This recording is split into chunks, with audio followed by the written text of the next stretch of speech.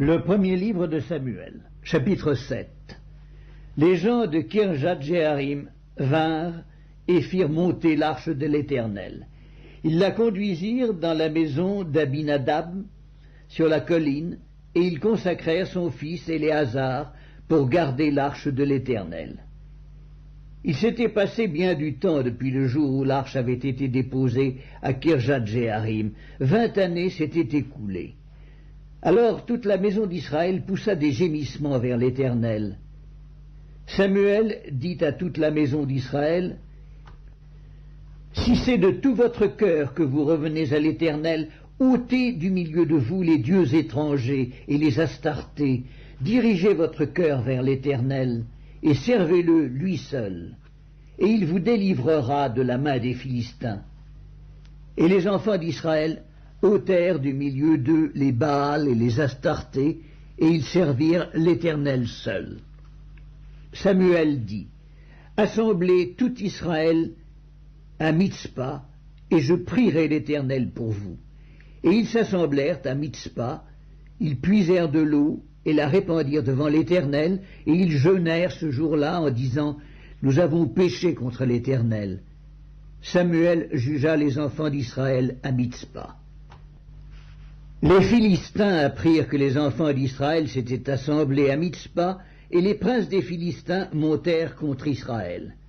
À cette nouvelle, les enfants d'Israël eurent peur des Philistins, et ils dirent à Samuel, « Ne cesse point de crier pour nous à l'Éternel, notre Dieu, afin qu'il nous sauve de la main des Philistins. » Samuel prit un agneau de lait, et l'offrit tout entier en holocauste à l'Éternel.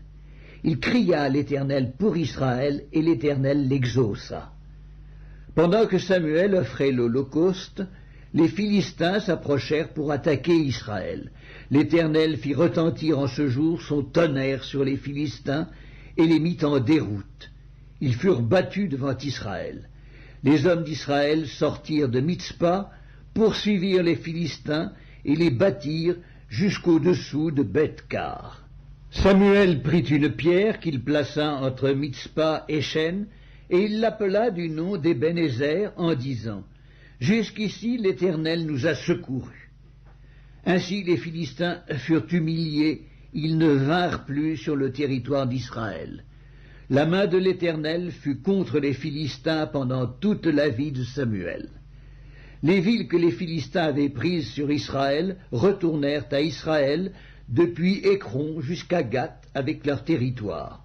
Israël les arracha de la main des Philistins, et il y eut paix entre Israël et les Amoréens. Samuel fut juge en Israël pendant toute sa vie. Il allait chaque année faire le tour de Bethel, de Gilgal et de Mitzpa, et il jugeait Israël dans tous ces lieux. Puis il revenait à Rama, où était sa maison, et là il jugeait Israël, et il y bâtit un autel à l'Éternel.